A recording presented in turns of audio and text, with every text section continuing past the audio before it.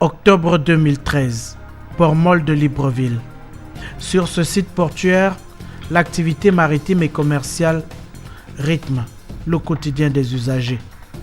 Pourtant, après plusieurs années de bons et loyaux services, le port Mol désormais est admis à faire valoir ses droits à la retraite.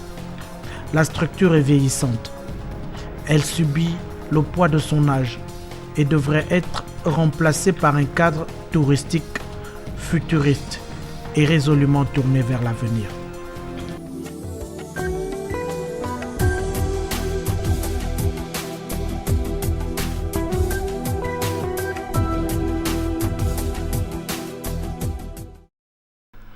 Ici donc se construit l'un des projets les plus ambitieux du Gabon. Pour mieux comprendre et mieux apprécier les contours de ce projet d'émergence, l'équipe du Grand Reportage s'est rendue sur les lieux, en compagnie d'une délégation d'experts de l'Agence nationale des grands travaux, en charge du suivi de cette œuvre.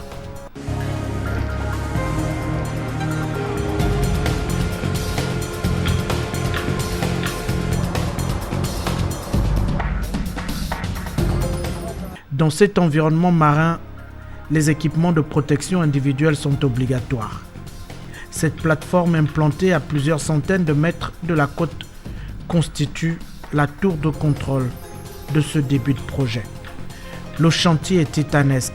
Il requiert une technologie de pointe pour sa mise en œuvre, conformément aux standards internationaux en la matière. Ici, nous sommes sur la barge Djedjan. Ici, nous sommes en train de nettoyer tous les débris des anciens navires qui ont échoué ici dans la zone de Port Mol. Donc nous travaillons ici sur une étendue de 42 hectares. Les travaux ont démarré le 14 août dernier et les remblais de sable se feront d'une capacité de 2 100 000 mètres cubes de sable qui sont remblés ici dans la zone portière, avec une structure maritime qui sera étendue sur un peu plus de 1100 mètres de côte, et aussi un enrochement qui sera fait sur 3600 mètres. Ici, sur le Djedjan, 7 personnes travaillent en permanence dans le respect des normes de travail et de protection de l'environnement. C'est un grand projet, c'est un projet important pour l'État gabonais. Non seulement en ce qui concerne l'impact économique, mais aussi sur l'impact social. Oui, nous, en tant qu'un entrepreneur international de renom, nous attachons une grande importance à non seulement la qualité et le délai de l'exécution des travaux, mais aussi à l'aspect environnemental, sécuritaire et social. Oui. Le quotidien en ces lieux consiste en le ramassage des débris qui jonchent le fond marin. La tâche est exécutée par cette grue qui plonge jusqu'à 17 mètres de profondeur. Elle devrait ratisser toute la surface prévue pour le remblai. Ici, on a le dredger qui est entré d'enlever tous les débris des épaves de bateaux qui sont à l'intérieur. Et nous avons une quinzaine d'épaves de bateaux dont nous devons ressortir du fond de la mer afin de les déverser ici dans la barge. Et la barge va les déposer à la décharge. Et la décharge, ces débris de tas de ferraille seront bien sûr recyclés.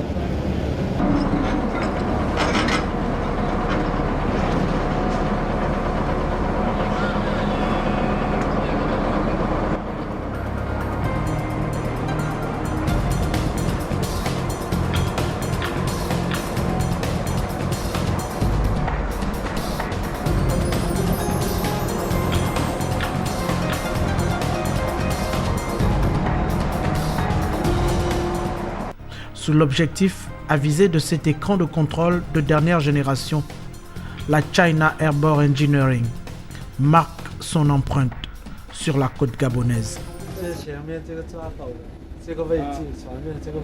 Ok, là ici, là il est en train de récupérer les débris et ensuite il va les déverser à la barge. Donc nous progressons comme ça. nous progressons par là. Et quand on a fini là, on vient sur cette zone. Donc voici le rayon de la journée. Là, ils vont travailler aujourd'hui sur ces rayons. Voilà. De solide réputation, le groupe chinois n'est pas à sa première expérience en la matière. Bien au contraire, les travaux d'aménagement du désormais ancien port molle de Libreville sont bien lancés.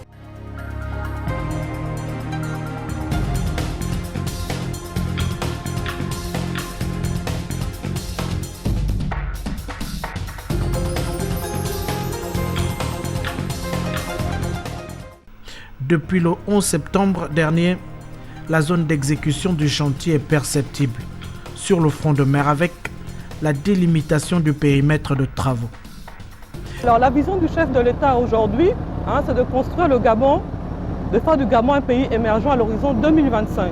Et aujourd'hui, l'Agence nationale des grands travaux s'engage pleinement à respecter justement cela, en respectant les délais, en faisant tout pour se mettre en œuvre, de sorte à ce que ces projets-là arrivent vraiment à terme à l'horizon 2025.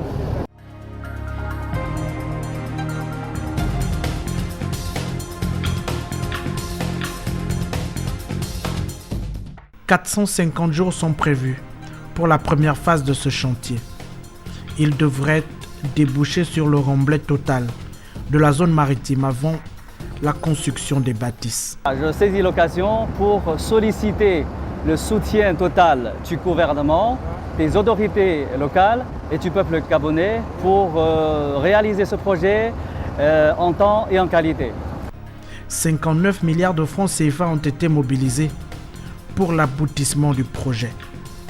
À terme, le Gabon devrait se doter d'un pôle d'attraction touristique unique en Afrique au sud du Sahara, un élément catalyseur d'emploi et d'économie locale.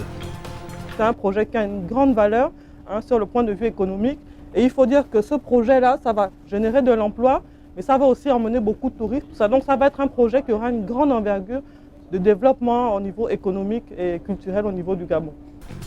La future marina couvre une superficie de 430 000 m².